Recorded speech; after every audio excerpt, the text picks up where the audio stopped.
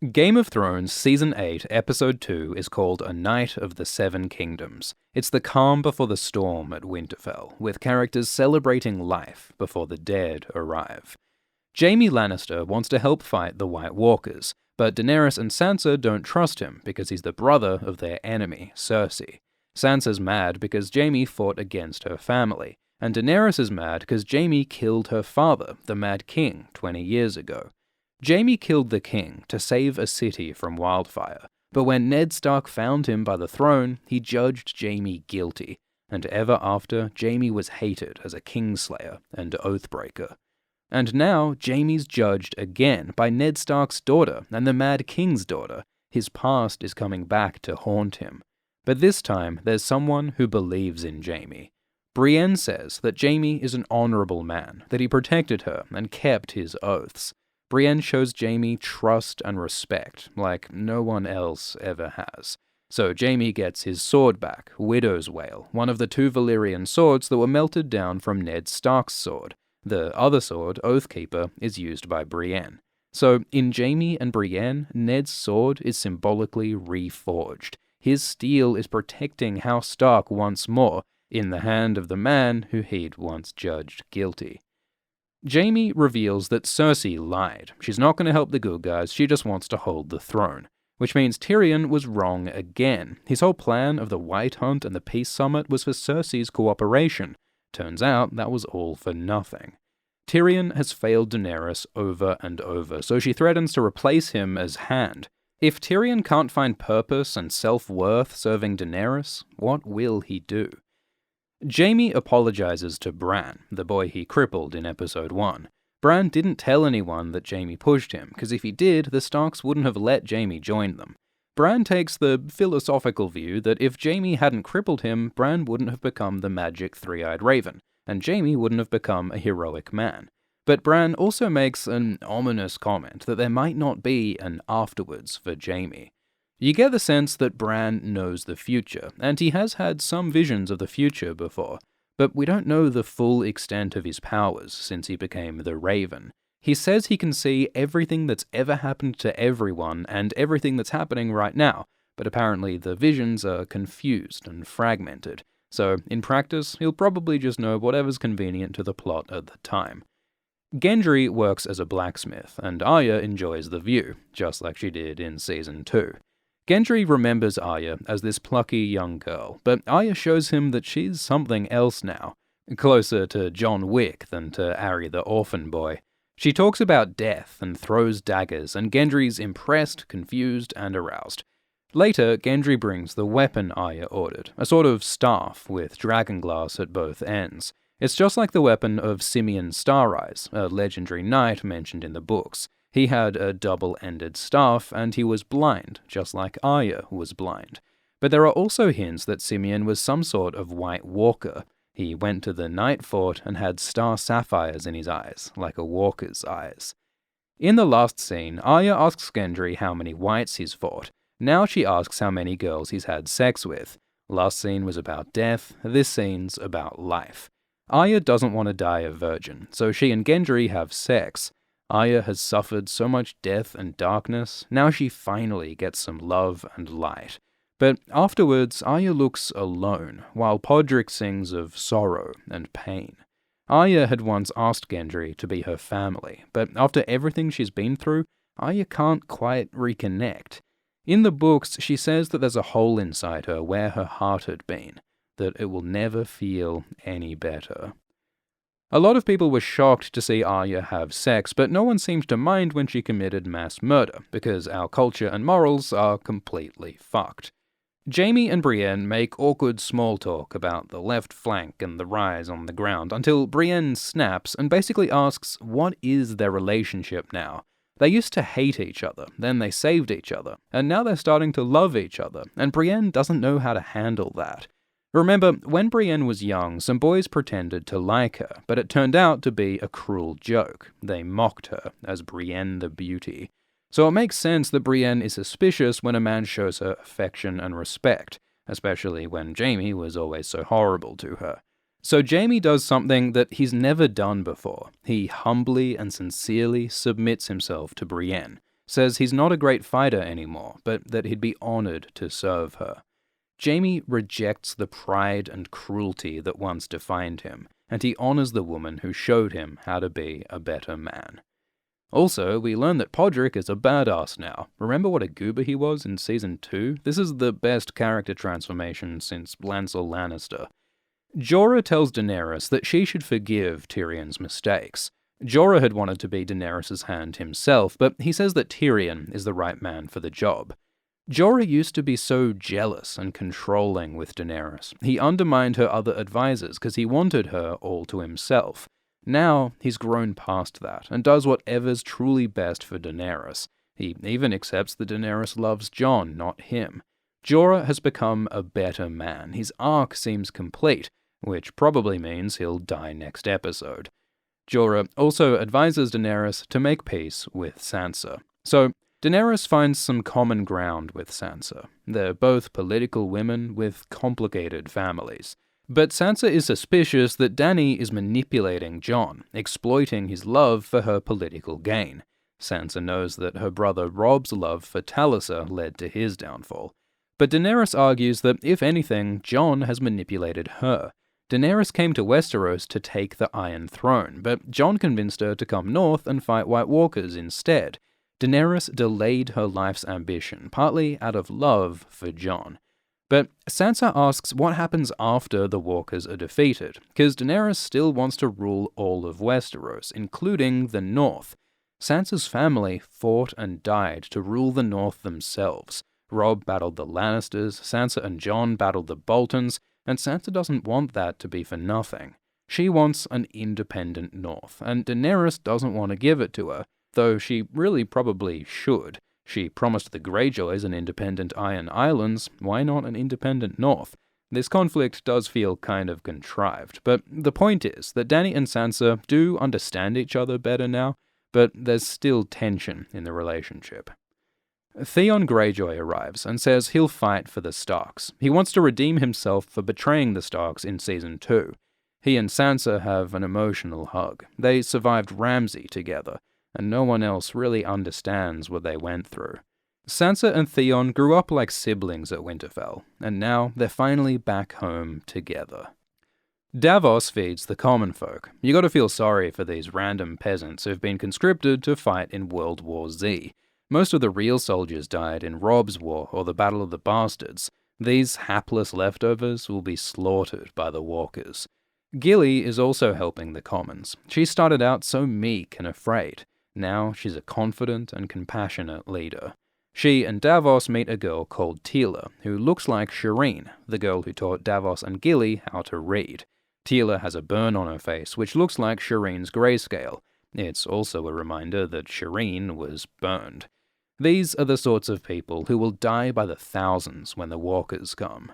It's always the innocents who suffer most. Gilly tells Teela to stay in the crypt during the battle, because the crypt is safe. 5 times this episode, we're told that the crypt is safe, which practically guarantees that something awful will happen there. The crypt is full of dead Starks, and the White Walkers can raise the dead, so maybe recently dead Starks like Rickon will attack. There are lots of hints in the books of dead Starks rising. But most of the dead in the crypts are very old, there wouldn't be bodies left. We have seen some spooky skeleton wights in the past, but most of the dead Starks are dust. So maybe there's some other icy danger down there.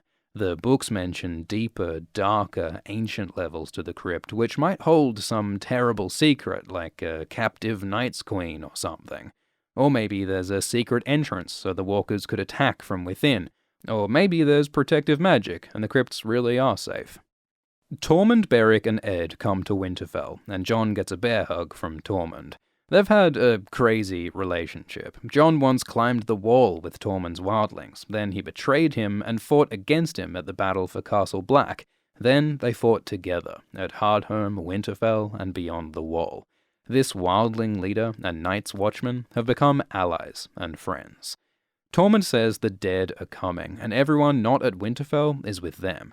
The Walkers have taken Last Hearth and are almost at Winterfell, so they could also have Carhold and the Dreadfort and many little villages, as well as all the wildling land. The army of the dead will be huge, and Tormund says they'll arrive tomorrow. So Winterfell has new defences. The opening sequence shows trenches around the castle, and the plan is to light them as a barrier of fire. Fire does stop wights, the zombies, but it doesn't stop white walkers, the ice creatures. The walkers are vulnerable to dragonglass, so there's dragonglass on the walls and on caltrops, and there's heaps of dragonglass weapons. They've also got trebuchets and traps. But the army of the dead is too big. The wights don't sleep or stop, and every human who's killed can be raised again as a wight. So everyone gets together and works out a plan. The walkers are led by the Night King, and Jon hopes that if the Night King dies, all the walkers and wights will die too. And Bran says that the Night King will come for him. Bran was marked by the Night King in Season 6. It's like a GPS tracker, so he always knows where Bran is. So they plan to use Bran as bait, putting him in the Godswood to lure the Night King. Theon and the Ironborn will guard Bran, which is cool because there was foreshadowing in Season 1 that Theon would have a battle in the Godswood. This seems like the perfect setup for Theon to heroically sacrifice himself. Jon says that they'll keep the dragons nearby to protect Bran and wait for the Night King, but he says they won't use the dragons in the field, which seems really dumb. Dragons breathe fire. They're not good at protecting wheelchair-bound wizards in flammable forests. They're really good at burning lots of zombies. Surely the dragons are the only real hope of stopping the dead. They should have flew out and burned the dead before they even arrived. Maybe Dany and Jon are worried about the Night King's Olympic javelin skills. But that means relying on foot soldiers to hold off an endless zombie horde long enough to kill the Night King, assuming the Night King even shows up. So, like the White Hunt last season, this plan is pretty ridiculous. It's almost like this is a TV show, and it's meant to be dramatic. The interesting bit is when Bran explains the motivation of the White Walkers. He says the Night King wants to erase this world and bring an endless night. He specifically wants to kill Bran because as the Three-Eyed Raven, Bran is the world's memory. In the books, the magic of the weirwoods stores the souls of the dead and remembers the history of the earth. Sam says that memory is what makes us human, and forgetting is death. Thrones author George Martin is a melancholy romantic. He's been writing for decades about ghosts and songs and lost loves, all different echoes of the past.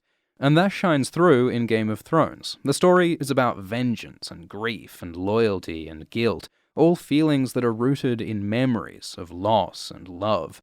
That's why the North remembers, why the Starks treasure their crypts, why Ned Stark and Rhaegar are still important characters, even though they're long dead. Memory makes us human, so it makes sense that the ultimate evil in this story is a metaphor for forgetting our humanity. That said, it's all very fucking abstract. Shouldn't the big bad guys have a more specific motivation? There are all these weird hints of baby sacrifice, spooky spirals, ancient mystery. The books hint at ancient pacts and secret bloodlines. There's Cold Hands and Joramun's Horn, the Five Forts and Bloodstone Emperor. Surely that adds up to something more than this metaphor. There may still be secrets to reveal about the Walkers, whether in this show or the prequel show or in upcoming books. Tyrion speaks with Bran. It is crazy that Bran is apparently an omniscient psychic know-it-all, yet no one asks him what he knows or what his powers are. Tyrion at least sees the value in knowledge, so he asks to hear Bran's story, but the scene cuts out before we hear anything. So what did Tyrion learn? On the excellent Still Watching podcast, the writer of this episode, Brian Cogman, suggested that Tyrion and Bran just talked about Bran's journey and nothing super important happened. But Tyrion does seem more optimistic about the battle after speaking with Bran. Maybe Bran did tell him something that'll help in the fight.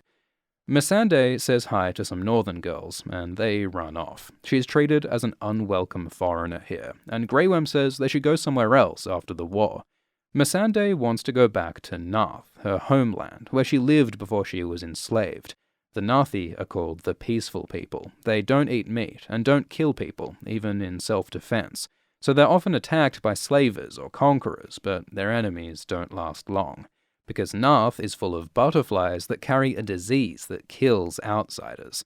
Of course, that would mean they'd kill Grey Worm, so maybe that's only true in the books. Point is, this is a touching moment of two lovers dreaming of a happily ever after. So it's the perfect setup for some heart-wrenching tragedy next episode. Maybe Grey Worm or Missandei will die. Sam, Ed, and Jon talk on the walls of Winterfell. We finally see Jon's direwolf, Ghost, though he's still much smaller than in the books.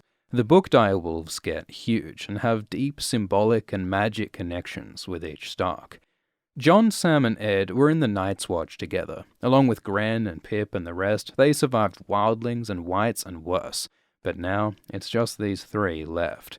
Sam and Jon laugh at Ed for being a virgin, which is a bit rich. The Night's Watch oaths are understood to mean having no sex. Jon and Sam broke that rule.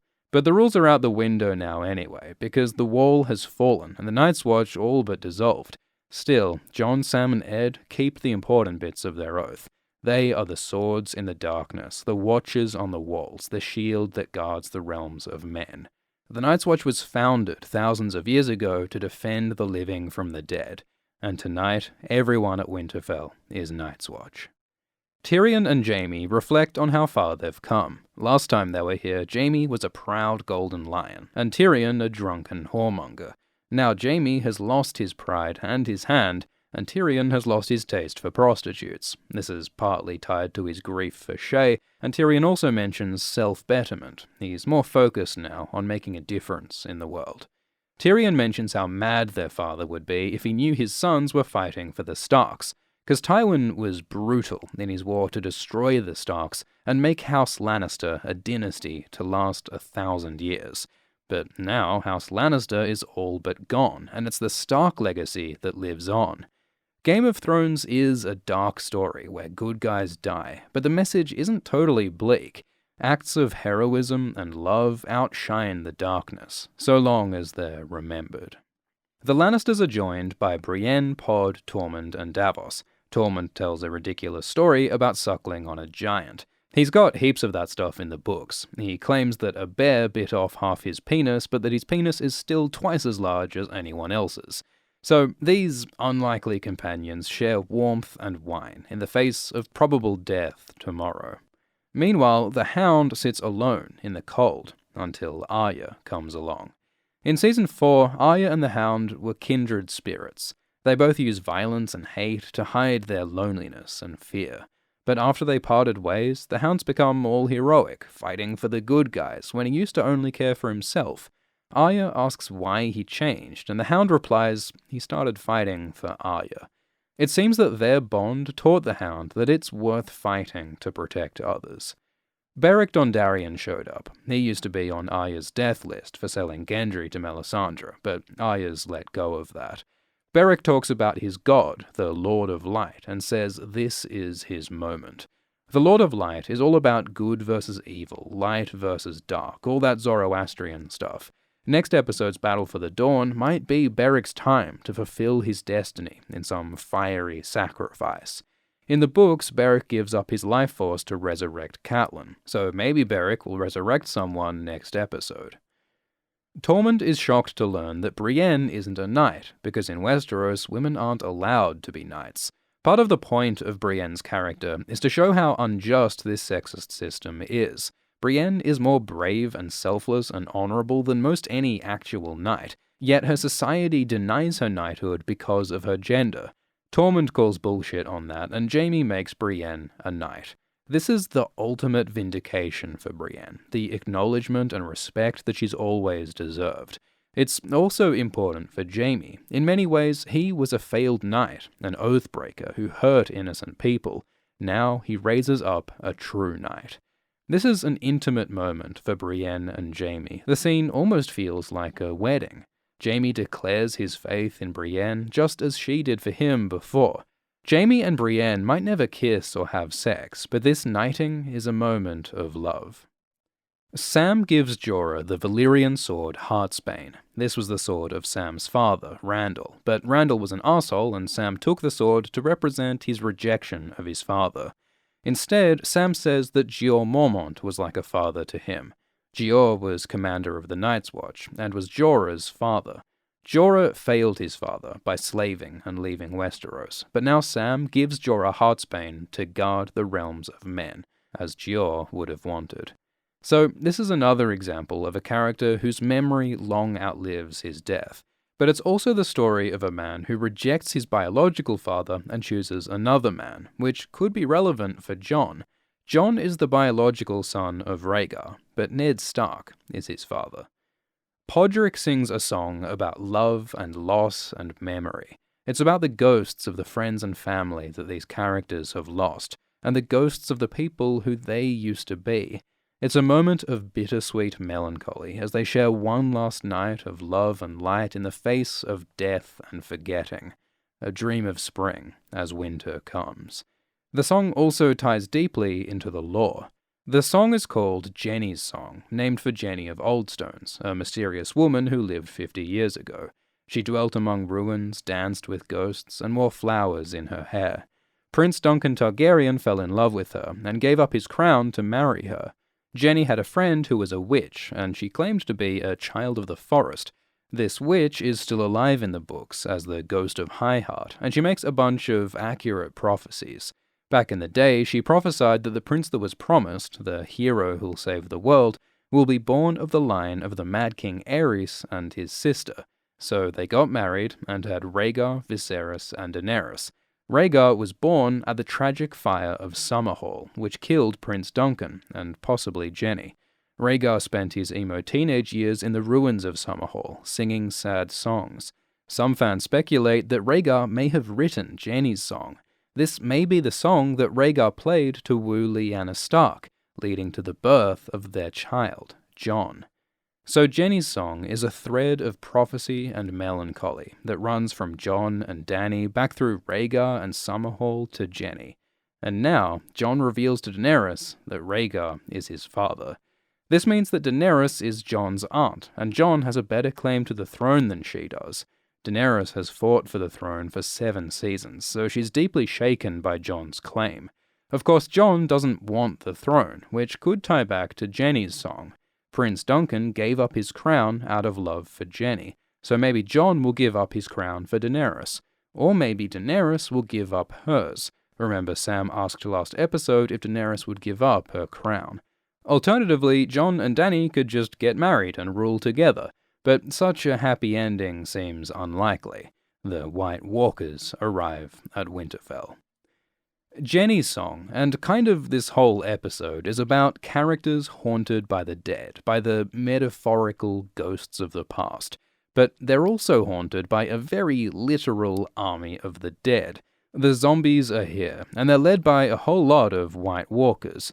Remember, whites are the zombies, and they're pretty easy to kill, but the White Walkers are the ice people who lead the dead, and we've only seen a few of them. Now there are dozens or hundreds of walkers at Winterfell. Where did they all come from? We know that Craster gave his babies to be transformed into White Walkers, and he was probably not the only person doing this. There are wildlings in the far north rumored to worship cold gods. So over thousands of years, the walkers must have slowly built up these numbers. The walkers also have zombie giants and animals like polar bears, and there are legends about giant ice spiders. The White Walkers are led by the Night King, riding the dragon Viserion, but we don't see him here.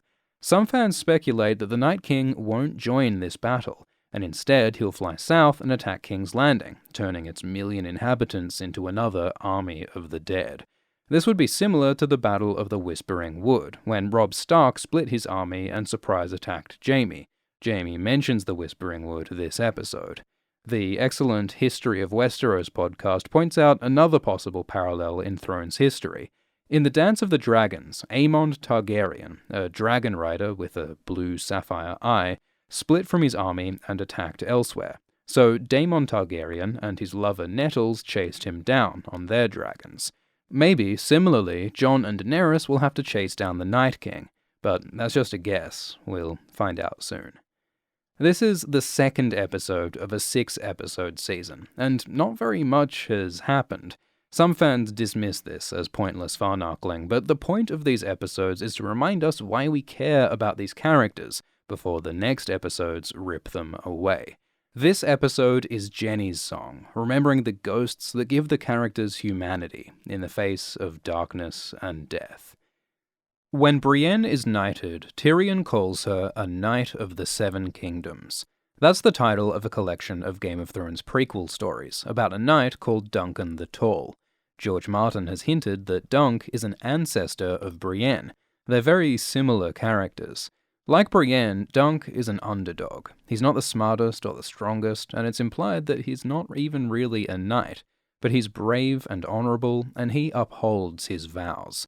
Here's a quote from the audiobook. He charged me to be a good knight and true, to obey the seven gods, defend the weak and innocent, serve my lord faithfully, and defend the realm with all my might. And I swore that I would. In A Knight of the Seven Kingdoms, Dunk adventures across Westeros with a Targaryen kid. He meets a young three-eyed raven and a young Walder Frey, and he kisses the woman who later becomes Jaime Lannister's great-grandmother. You can read all of Dunk's stories for free today by signing up for a trial with Audible. Members get a book each month, and if you cancel, you keep the books. You can read in the car or the gym, or while drinking and waiting for the apocalypse. Sign up at audible.com/ASX. Thanks for watching, and thanks to the artists for their work. Thanks to the patrons, including Bloody Tyrant, Scarlet, Random Vowels, Gina, and Sam London of House Vimbley, first of his name, Lord of Union Square, and Protector of the Realm. Cheers.